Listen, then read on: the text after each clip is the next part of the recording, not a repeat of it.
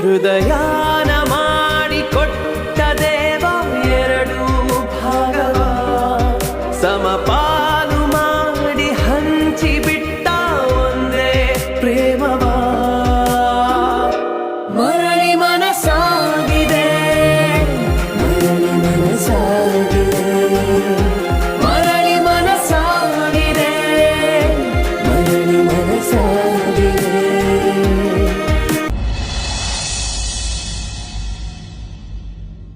Vikrant sir, ಇವತ್ತು ನಮ್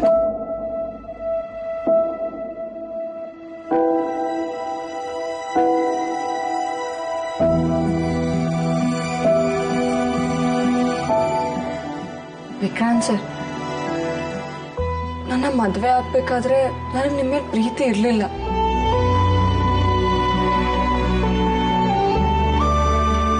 ಆದ್ರೆ ಈಗ ತುಂಬಾ ಪ್ರೀತಿಸ್ತಾ ಇದ್ದೀನಿ. ಜೊತೆಲಿರಕ್ಕಾಗ್ತಿಲ್ಲ. I am sorry Vikrant sir. Spandana, ನಿನ್ನನ್ನು ಹುಡ್ಕೊಂಡು ಯಾರೋ ಬಂದಿದ್ದಾರೆ.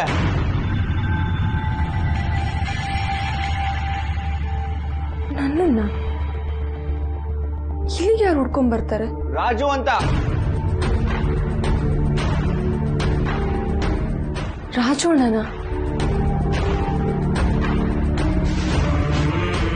ನಾನು ಇಲ್ಲಿರೋದು ಅವ್ರಿಗೆ ಗೊತ್ತಾಯ್ತು.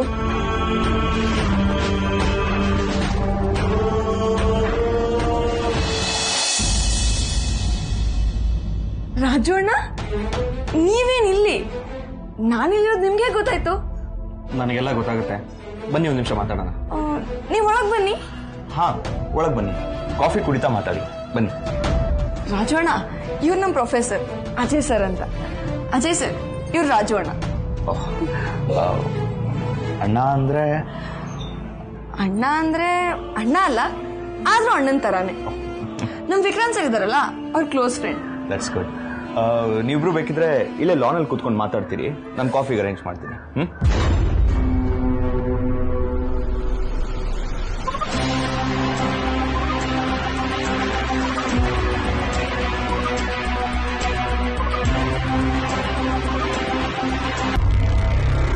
ಏನದಕ್ಕೆ ಇದು?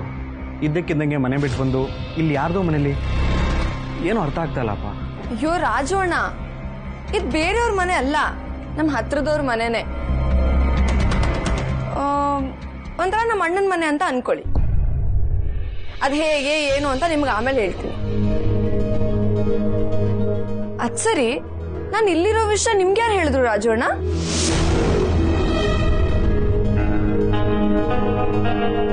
ಓ, ನನ್ ಮೇಲೆ ನಿಮ್ ಫ್ರೆಂಡ್ ಗುಟ್ಟ ಕಣ್ಣಿಟ್ಟಿದಾರಾ?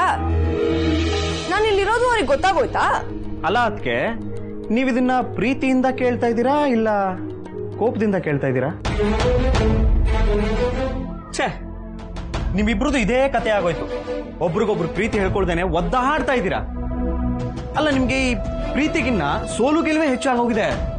ಅವನ್ ಸೋಲಿ ಅಂತ ನೀವು ಸೋಲಿ ಅಂತ ಅವನು. ಸರಿಯಾಗಿದೆ. ಹಾಗಂತ ಅವ್ರು ನಿಮ್ ಹತ್ರ ಹೇಳಿದ್ರಾ? ಹಾಗಂತ ನೀವೇನಾದ್ರೂ ನನ್ನ ಹತ್ರ ಹೇಳಿದ್ರಾ? ನೋಡಿ, ಅದಕ್ಕೆ ಈ ಕಣ್ಣ ಮುಚ್ಚಾಲೆ ಆಟ ಆಡೋದ್ರಿಂದ ಯಾರಿಗೇನು ಪ್ರಯೋಜನ ಇಲ್ಲ. ಸುಮ್ಮನೆ ನಾನು ಹೇಳೋದನ್ನ ಕೇಳಿ. ನೀವು ಇವತ್ತು ಆರಾಮ ಮನೆಗೆ ಹೋಗಿ. ಅರ್ಥ ಆಯ್ತಾ? ಇಲ್ಲ ರಾಜು ಅಣ್ಣ, ನಾನ್ ನಿಜ ಹೇಳ್ತೀನಿ. ಅದೇ ಮನೇಲಿ ಇದ್ದಿದ್ರೆ ದಿನ ಜಗಳ ಮಾಡ್ಕೊಂಡು ಕಚ್ಚಾಡ್ಕೊಂಡು ಹುಚ್ಚಿಡಿತಾ ಇತ್ತು ನನಗೆ. ಮನೇಲಿ ದೊಡ್ಡೋರು ಅನ್ಸ್ಕೊಂಡವ್ರಿಗೆ ಖುಷಿ ಖುಷಿಯಾಗಿ ಮಾತಾಡ್ಬೇಕು ಅನ್ನೋ ಸೆನ್ಸೇ ಇಲ್ಲ. ಯಾವಾಗ ನೋಡಿದ್ರು ಜಗಳ ಜಗಳ ಜಗಳ. ನನಗಂತೂ ಸಾಕಾಗಿ ಹೋಗಿದೆ. ಅದಕ್ಕೆ ಸ್ಟ್ರಾಂಗ್ ಆಗಿ ಡಿಸೈಡ್ ಮಾಡ್ಕೊಂಡು ಈಗ ಮನೆಯಿಂದ ಹೊರಗೆ ಬಂದಿದ್ದೀನಿ. ಮತ್ತೆ ಆ ಮನೆಗೆ ಹೋಗೋ ಮಾತೇ ಇಲ್ಲ. ಹಾಗಿದ್ರೆ ಇದೇ ನಿಮ್ ನಿರ್ಧಾರನ? ಅದಕ್ಕೆ ಹೌದು, ಇದೇ ನನ್ನ ನಿರ್ಧಾರ ಆಗಿತ್ತು. ಆದ್ರೆ ನಿನ್ನೆ ರಾತ್ರಿಯಿಂದ ಈ ನಿರ್ಧಾರನ ಬದಲಾಯಿಸೋಕೆ ಬೇರೆ ಒಂದು ಕಾರಣ ಸಿಕ್ಕಿದೆ. ಬಿಡಿ, ಆ ಕೆಲಸ ಮಾಡೋಕೆ ಬೇರೆ ಯಾವ್ದಾರು ದಾರಿ ಹುಡುಕಿದ್ರಾಯ್ತು. ಆದ್ರೆ ಈಗ ನಾನಿರೋ ಮನಸ್ಥಿತಿಲಿ ಮತ್ತೆ ಆ ಮನೆಗೆ ಹೋಗಕ್ ಸಾಧ್ಯನೇ ಇಲ್ಲ. ಅದಕ್ಕೆ ನೀವು ತಪ್ಪು ಮಾಡ್ತಾ ಇದ್ದೀರಾ. ಯಾರಿಗೋ ಹೆದರ್ಕೊಂಡು ನಿಮ್ಮನ್ನ ಪ್ರೀತಿ ಮಾಡೋರ್ನ ನೀವೇ ದೂರ ಮಾಡ್ಕೋತಾ ಇದ್ದೀರಾ. ಇದರಿಂದ ಕಳ್ಕೊತಾ ಇರೋದು ಯಾರು ಅಲ್ಲ, ನೀವೇ. ಅಷ್ಟೇ ಅಲ್ಲ, ನಿಮ್ಮನ್ನ ಯಾರು ಸೋಲಿಸ್ಬೇಕು ಅಂತಿದ್ರೋ ಅವ್ರು ನಿಮ್ಮನ್ನ ಸೋಲ್ಸೇ ಬಿಟ್ರು. ಅವ್ರು ಗೆದ್ಬಿಟ್ರು. ನೀವು ವೇಸ್ಟ್ ಅಂತ ಪ್ರೂವ್ ಮಾಡೇ ಬಿಟ್ರು. ರಾಜು ಅಣ್ಣ, ನೀವು ಆ ಮನೇಲಿದ್ದು ಅನುಭವಿಸಿದ್ರೆ ನಿಮಗೆ ಗೊತ್ತಾಗ್ತಾ ಇತ್ತು. ಆಗ ಈ ಸೋಲು ಗೆಲುವು ಏನೂ ಬೇಡ, ನನಗೆ ಆ ಮನೆ ಜನಗಳಿಂದ ದೂರ ಇದ್ರೆ ಸಾಕು ಅಂತ ನಿಮ್ಗೂ ಅನ್ನಿಸ್ತಾ ಇತ್ತು. ಖಂಡಿತವಾಗ್ಲೂ ಇಲ್ಲ. ಅದಕ್ಕೆ ಅವ್ರು 2 ಬಾರ್ಸಿದ್ರು ಹೊಡೆದಾಟನೇ ಆದ್ರೂ ನಾನ್ ಮಾತ್ರ ಮನೆ ಬಿಟ್ಟು ಬರ್ತಿರ್ಲಿಲ್ಲ. ಯಾರ ಜೊತೆ ಹೊಡೆದಾಡ್ಬೇಕಿತ್ತು? ಆ ನಿಮ್ ಫ್ರೆಂಡು ಮನೆಯವ್ರನ್ನ ವಹಿಸ್ಕೊಂಡು ನನ್ನ ಮೇಲೆ ಕೈ ಮಾಡಕ್ ಬಂದ್ರು. ನನ್ಗೆ ಎಷ್ಟು ನೋವಾಯ್ತು ಗೊತ್ತಾ? ಪ್ರೀತ್ಸೋರ್ ಮಾಡೋ ರೀತಿನ ಇದು? ಮತ್ತೆ ನೀವು ಹಾಗೆ ಮಾಡಿದಿರಲ್ಲ ಅದಕ್ಕೆ. ಅವರು ತಾಳ್ಮೆಯಿಂದ ಕೇಳಿದ್ರು, ನೀವೇ ತಾನೇ ಹೊರಟಾಗ ಉತ್ತರ ಕೊಡ್ತಾ ಇದ್ದು. ಓ, ನಿಮ್ ಹತ್ರ ಈಗಾಗ್ಲೇ ಅವರೆಲ್ಲ ಹೇಳ್ಕೊಂಡ್ಬಿಟ್ರಾ? ಹೇಳ್ಕೊಂಡಿದ್ದಾನೆ. ನೀವೆಷ್ಟೇ ಬೇಜಾರು ಮಾಡಿದ್ರು ತನ್ನ ಕರ್ತವ್ಯ ಏನು ಅನ್ನೋದನ್ನ ತಿಳ್ಕೊಂಡಿದ್ದಾನೆ. ನೀವು ಎಲ್ಲೇ ಇದ್ರು ಚೆನ್ನಾಗಿರ್ಬೇಕು ಅಂತ ಎಷ್ಟು ಕಾಳಜಿ ತಗೋಬೇಕು ಅದನ್ನೆಲ್ಲ ತಗೊಂಡಿದ್ದಾನೆ ಅದಕ್ಕೆ. ಈಗಲಾದ್ರೂ ನಿಮ್ಗೆ ಅವನ ಮೇಲೆ ಪ್ರೀತಿ ಆಗುತ್ತಾ? ನೀವು ಬೇರೆ ಮನೆ ಬಿಟ್ಟು ಹೋಗ್ಬಿಟ್ರಿ, ಫೋನ್ ಬೇರೆ ಸ್ವಿಚ್ ಆಫು. ನೀವು ಎಲ್ಲಿದ್ದೀರೋ, ಹೇಗಿದ್ದೀರೋ, ಏನ್ ಮಾಡ್ತಿದ್ದೀರೋ ಅಂತ ಎಷ್ಟು ಒದ್ದಾಡ್ತಿದ್ದ ಗೊತ್ತಾ? ಮತ್ತೆ ನಾನು ಇಲ್ಲಿದ್ದೀನಿ ಅಂತ ನಿಮ್ಗೆ ಹೇಗೆ ಗೊತ್ತಾಯ್ತು? ನೋಡಿ, ಅದಕ್ಕೆ ವಿಕ್ಕಿ ಒಂದು ವಿಷಯನ ನಿಮಗೆ ಹೇಳಬೇಡ ಅಂತ ಹೇಳಿದ್ದ. ಆದರೂ ನಾನು ನಿಮ್ಗೆ ಹೇಳ್ತಾ ಇದ್ದೀನಿ. ಅದನ್ನ ಅಪಾರ್ಥ ಮಾಡ್ಕೊಂಡ್ರೆ ಅದು ನಿಮಗೆ ಬಿಟ್ಟಿದ್ದು. ಅರ್ಥ ಮಾಡ್ಕೊಂಡ್ರೆ ಅವನ ಪ್ರೀತಿ ಆಳ ನಿಮ್ಗೆ ಗೊತ್ತಾಗುತ್ತೆ. ನೀವವತ್ತು ಮನೆ ಬಿಟ್ಟು ಹೊರಟ ತಕ್ಷಣನೇ ವಿಕ್ಕಿ ನನಗೆ ಕಾಲ್ ಮಾಡ್ದ. ನಾನು ಅವನ ಹತ್ರ ಜಗಳ ಮಾಡಿದೆ. ಮಗ, ನೀನು ಇಂಥ ಮಾತಾಡ್ತೀಯ ಅಂತ ಅನ್ಕೊಂಡಿರ್ಲಿಲ್ಲ. ಮತ್ತಿನ್ನೇನು ಹೇಳಬೇಕು? ಮುಂದಕ್ಕೇನು ಮಾಡಬೇಕು ಅದ್ರ ಬಗ್ಗೆ ಸ್ವಲ್ಪ ಯೋಚನೆ ಮಾಡೋಣ. ನೋಡು, ಈಗ ಆ ಕೆಲಸ ನಿನ್ನಿಂದ ಆಗ್ಬೇಕು. ಅದಕ್ಕೆ ನಿನ್ನನ್ನು ಕರ್ಸಿರೋದು. ಸಮಾಧಾನವಾಗಿ ಕೇಳಿಸ್ಕೊಳ್ಳೋದು ಬಿಟ್ಟು ನಾನೇನೋ ಕೊಲೆ ಮಾಡಿದ್ದೀನಿ ಅನ್ನೋ ರೀತಿ ಮಾತಾಡ್ತಾ ಇದೆಯಲ್ಲ ನೀನು. ತಪ್ಪಾಯ್ತಪ್ಪ. ಸರಿ, ಈಗ ನನ್ನಿಂದ ಏನಾಗಬೇಕು ಹೇಳು.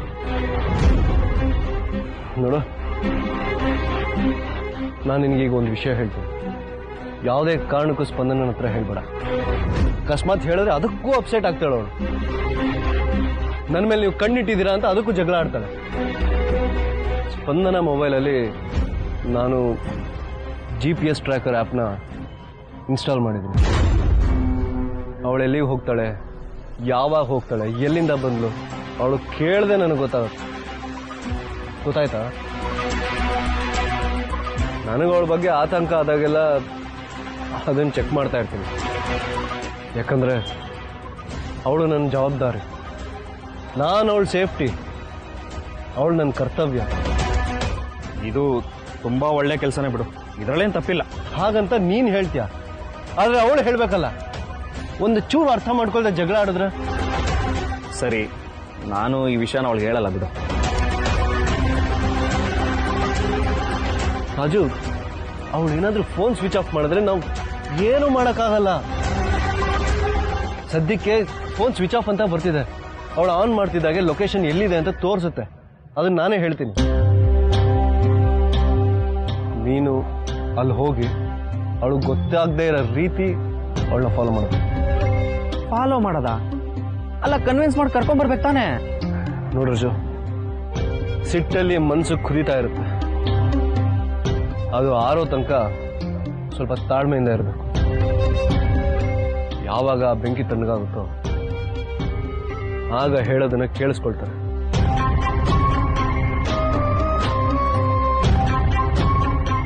ಸದ್ಯಕ್ಕೆ ಅವಳು ಎಲ್ಲಿ ಹೋಗಿದ್ದಾಳೆ, ಎಲ್ಲಿದ್ದಾಳೆ ಅಂತ ಟ್ರ್ಯಾಕ್ ಮಾಡು. ಮುಂದೆ ಏನು ಮಾಡಬೇಕು ಅಂತ ನಾನೇ ಹೇಳ್ತೀನಿ.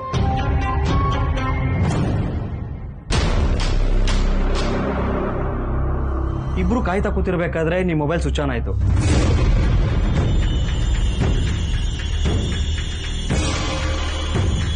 ಅರೆ, ಸ್ಪಂದನ ಮೊಬೈಲ್ ಸ್ವಿಚ್ ಆನ್ ಆಗಿದೆ. GPS. ರಾಜು, ಹಲೋ ರಾಜು. ಹಾಂ, ಸ್ಪಂದನ ಮೊಬೈಲ್ ಸ್ವಿಚ್ ಆನ್ ಆಗಿದೆ. ಹೌದು, ಅವಳ ಲೊಕೇಶನ್ ಕಳಿಸಿದ್ದೀನಿ, ನೀವು ಹೋಗಿರಲ್ಲಿ.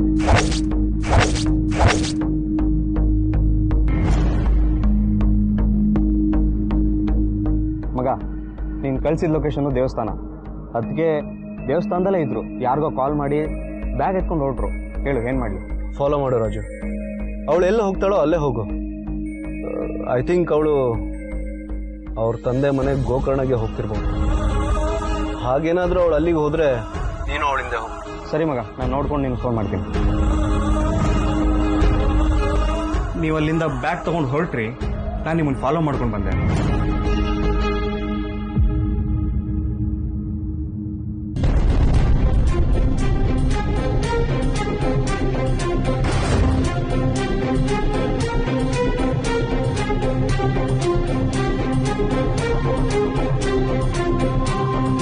ಮಗ, ಅದಕ್ಕೇನೆ ಫಾಲೋ ಮಾಡ್ಕೊಂಡು ಬಂದೆ. ಅವರು RT ನಗರದಲ್ಲಿ ಯಾವುದೋ ಮನೆ ಒಳಗೆ ಹೋದ್ರು. ಹೊರಗಡೆ ಡಾಕ್ಟರ್ ಅಜಯ್ ದೇಶಪಾಂಡೆ ಅಂತ ಬರ್ದಿತ್ತು ಮಗ. ಅಜಯ್ ದೇಶಪಾಂಡೆ ಡಾಕ್ಟರ್? ಓ, ಇವಳು ಆಗಾಗ ಹೇಳ್ತಾ ಇದ್ಲು ಅವಳು ಪ್ರೊಫೆಸರ್ ಅಂತ. ಮೋಸ್ಟ್ಲಿ ಅವ್ರ ಮನೆನೇ ಇರ್ಬೋದು. ಹಾಂ, ಹಂಗಾದ್ರೆ ಅವರು ನಿನ್ಗೆ ಗೊತ್ತಾ? ಯಾರು ಅಂತ ಗೊತ್ತಿಲ್ಲ, ಬಟ್ ಅವ್ರ ಹೆಸರು ಹೇಳ್ತಾ ಇದ್ಲು ಸ್ಪಂದನ ಆಗಾಗ. ಹೌದಾ? ನಿಮ್ಗೇನು ಗೊತ್ತಿಲ್ವಾ? ಮತ್ತು ಅದೇಗೋ ಅದಕ್ಕೆ ಇವ್ರ ಮನೇಲಿ ಉಳ್ಕೋತಾರೆ. ಸ್ವಲ್ಪ ಡೀಟೇಲ್ ವಿಚಾರಿಸ್ಲಾ? ಅದೇನು ಬೇಡ ಕಣ, ಸೇಫಾಗಿ ಒಂದು ಕಡೆ ಇದ್ದಾಳಲ್ವಾ, ಅಷ್ಟು ಸಾಕು. ಅಲ್ಲ ಮಗ, ಇಷ್ಟೊತ್ತಲ್ಲಿ ಅದು ಯಾರ್ದೋ ಮನೇಲಿರೋದು ಎಷ್ಟು ಚೆನ್ನಾಗಿರುತ್ತೆ, ನೀನೇ ಹೇಳು. ತಪ್ಪೇನಿಲ್ಲ ರಾಜು. ಅವಳು ಪ್ರೊಫೆಸರ್ ಬಗ್ಗೆ ನನ್ನ ಹತ್ರ ಕೆಲವು ವಿಷಯಗಳನ್ನ ಹೇಳಿದ್ದಾಳೆ. ನಾನು ಡೀಟೇಲ್ಸ್ ಕೇಳಿದಾಗ ಕಾಲ ಬಂದಾಗ ಎಲ್ಲ ನಾನೇ ಹೇಳ್ತೀನಿ, ಅಲ್ಲಿ ತನಕ ಏನು ಕೇಳಬೇಡ ಅಂತ ನನ್ನ ಹತ್ರ ಹೇಳಿದ್ಲು. ಅಷ್ಟರ ಮೇಲೆ ಇನ್ನೇನು ಡೀಟೇಲ್ಸ್ ಬೇಕು ಹೇಳು. ಮೋರ್ ಓವರ್, ನನಗೆ ಅವಳ ಮೇಲೆ ಸಂಪೂರ್ಣ ನಂಬಿಕೆ ಇದೆ. ಅವಳು ಏನೇ ಮಾಡಿದ್ರು ಅದ್ರ ಹಿಂದೆ ಒಂದು ಒಳ್ಳೆ ಉದ್ದೇಶ ಇದ್ದೇ ಇರುತ್ತೆ. ಬಿಟ್ಬಿಡು ಮಗ, ನೆಮ್ಮದಿಯಾಗಿರಲಿ ಅವಳು. ಆಮೇಲೆ ನೀನು ಆರಾಮಾಗಿ ಮನೆಗೆ ಹೋಗು. ನಾಳೆ ಬೆಳಿಗ್ಗೆ ನಾನು ಇವತ್ತು ಏನು ಹೇಳಿದ್ನೋ ಅದನ್ನು ಮಾಡು. ಸರಿ ಮಗ, ನೀನು ಹೇಗೆ ಹೇಳ್ತೀಯೋ ಹಾಗೆ.